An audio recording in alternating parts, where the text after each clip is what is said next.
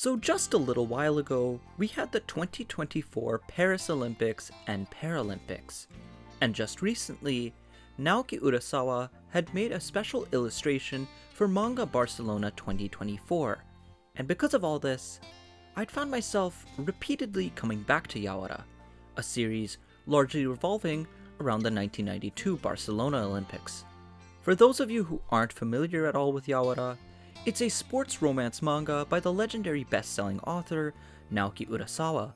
The story follows a young girl named Yawara Inokuma who comes from a long lineage of Judo prodigies, and ever since she was a toddler, she had been brought up training in Judo every single day.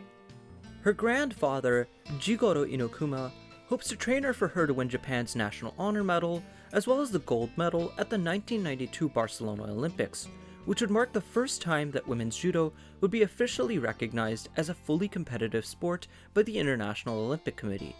Now 17 years old at the start of the story, she finds herself hating judo, feeling as though her grandfather's been deciding her life for her, and that judo is just not feminine, and that any ordinary girl wouldn't want to go into a physical sport like judo. As she puts it, she simply wants to be a normal girl. She wants to dress very fashionably, fall in love, go to a ladies' college, get a feminine job, etc. But over the course of the story, she learns the value and joy that judo, and more specifically, her judo, brings to the lives of those around her, from her family and closest friends to complete and utter strangers. It's a work that really shows the transformative power of martial arts and sports, regardless of one's gender. But more so than just sports, the predominant focus of Yawara is on character interactions and romance, and while rather repetitive in narrative structure, it still hit really hard, especially in some of the later arcs. Having talked plenty about Yawara in my happy review video, I wasn't originally planning on making a video just on Yawara itself, especially since I have pretty similar feelings about both stories. But when I saw some of the reactions to Urasawa's Manga Barcelona illustration, I was quite saddened by how few people recognized Yawara and Jigoro, with many people confusing Jigoro from Makura from Fairy Tail. And given that it's the Yawara anime's 35th anniversary this year, and hardly anybody in the English-speaking world knows much about the series, I felt like I needed to make a video on it, because if I don't, who will? In this video, I wanted to do a bit of a personal reflection on my experiences with Yawara, its popularity, and its reception. I've been a massive fan of the works of Naoki Urasawa for years now, but it was only this past year that I got around to reading and watching Yawara. And now, I've had a couple of months to sit on the series and properly formulate my thoughts and feelings on it. I initially started the series because I was running a panel on the works of Naoki Urasawa at Anime North, and figured that I couldn't properly present his bibliography without reading his earlier works for myself, so one by one I started going through them. Since my prior experience with Urasawa had been his big four mystery works, I didn't really know what to expect going into a sports rom-com by him.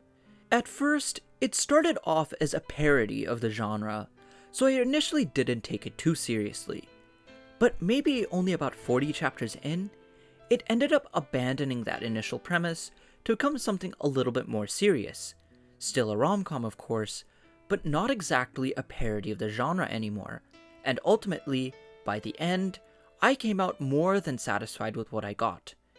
In fact, when I'd finished going through the series, I stared at a wall for a solid 20 minutes, just soaking in and reflecting on everything. And for the next couple of days afterwards, I had this gaping hole in my heart that I hadn't felt from a work of fiction in quite some time. And what sucked the most was the fact that I had nobody to talk about the series with, since so few people have even watched or read Yawara in the West. But to sum up my overall feelings about the series, while not as thematically rich as Happy or Urasawa's mystery works, I still found Yawara to be an incredibly meaningful series to go through. There's always something so special about going through an author's first major work for all the flaws that may come with it. And I suppose part of this might be because Yawara itself is a coming-of-age story, and that you can really feel that Urasawa is both a writer and an artist, improved tremendously over the course of its 7-year run. Yawara is a story about coming to find who you really are, as well as what it is you want to do with your life and why you want to do it. Within this self-exploration journey, just like with Urasawa's other sports manga Happy, Yawara thematically revolves around the concepts of family, love, and dreams. The primary focus of the series is, of course, on love and romance, and by and large, I think the romance is pretty well done. I really like the end pairings. But what hits me the most is the way that Yawara covers the idea of family and distance from them, as well as the way that that dynamic interacts with one's profession. I feel that out of everything in the story, this to me is the best written part of it. Our protagonist Yawara has grown up for most of her life without her father, who was a master judoka. And for significant stretches at a time, she'd even grown up without her mother around. By and large, she'd grown up mostly with her grandfather, who was the best judoka in the world.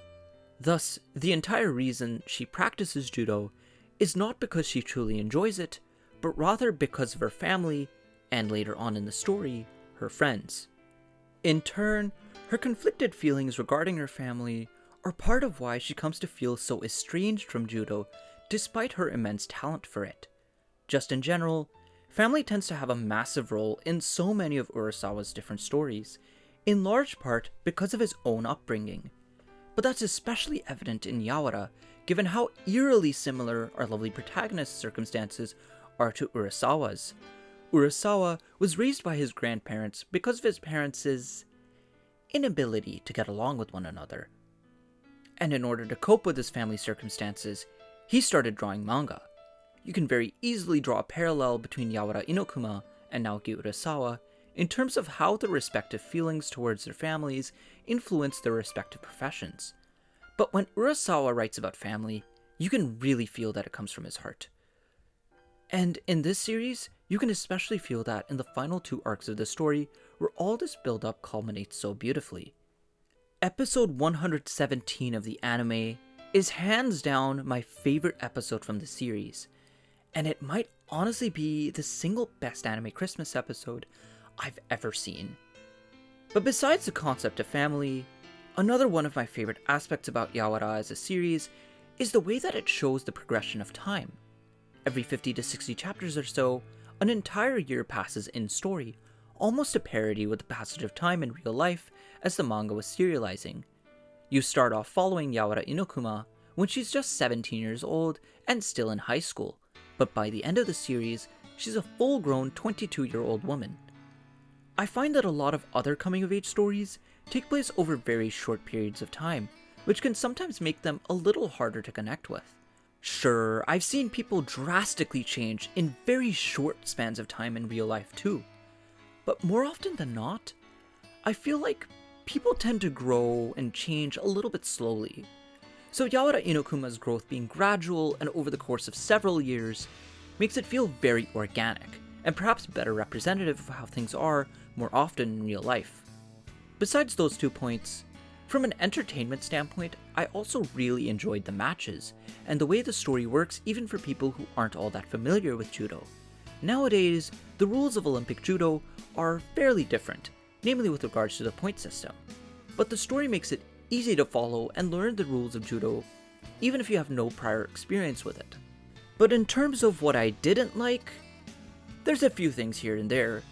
First, I think the story has a bit of a rough start. Not outright bad by any means, but you can really feel that Urasawa was initially aiming for a very different kind of story than what he ultimately ended up going with. And so, it takes a little while for the series to really pick up. In my opinion, it's around when Jody is introduced into the series. Secondly, I think that the cast, while still very fun and fleshed out, is a bit weaker than most of Urasawa's later casts.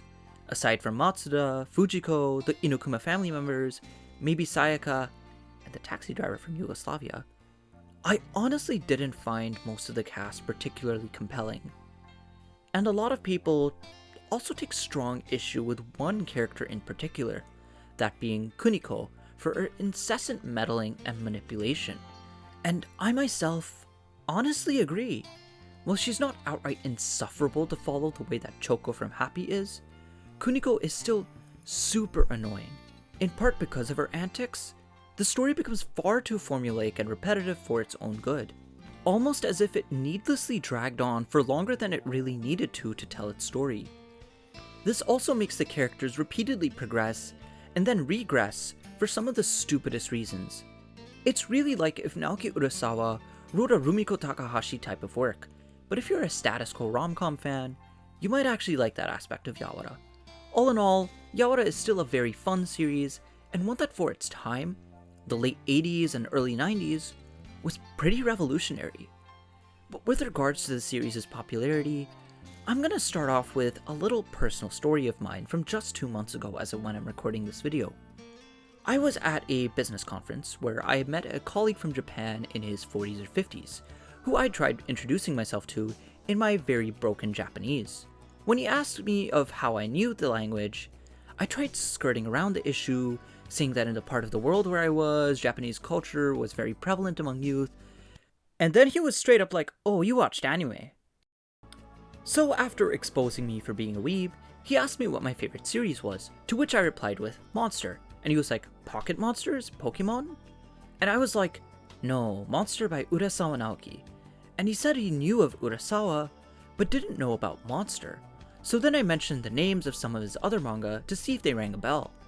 But the one he knew wasn't Pluto, it wasn't Billy Bat, it wasn't even 20th Century Boys, which is his all-time best-selling manga. It was Yawara. And that interaction was honestly one of the most surreal moments of my life. And it really got me thinking about the sheer disconnect between how Yawara is perceived in Japan and how it's perceived in the West. When I ran the Works of Naoki Urasawa panel at Anime North this year, not a single person in the audience had gone through Yawara, even though the overwhelming majority of those in attendance had read or watched at least one of Urasawa's other works. It seems that in the West, people really just end up circling between Monster, 20th Century Boys, Pluto, and Billy Bat. But Urasawa's earlier works remain criminally ignored. And I suppose to some extent, it makes sense. Yawara is in a completely different genre from Urasawa's later works. The manga's fan translation only goes up to chapter 96 out of 331. The anime is super long, and neither the manga nor the anime are officially licensed in English. Yet even with those factors in mind, it still deeply saddens me how so few people in the West have even gone through this series. In Japan, Yawara is undoubtedly Naoki Urasawa's single most influential work of all time, being what many credit as having inspired an entire generation of Japanese youth, and especially girls, to take up judo. During its serialization, the number of female judoka and women's judo tournaments in Japan had skyrocketed. It was so popular that when judoka Ryoko Tani, or as she was known back then, Ryoko Tamura, competed for Japan at the 1992 Barcelona Olympics, and even the next several Olympics after that, she was nicknamed Yawara-chan, a testament to the sheer popularity and influence of the series even years after its end. But why was Yawara so popular in Japan in the first place? There's a couple of different reasons. One big part of why is the time when the series came out, that being 1986 to 1993, a time where Japan as a country was truly at a crossroads in terms of the social and political status of women. At the time, Yawara was truly one of a kind with how relatively few female-centered sports manga were around.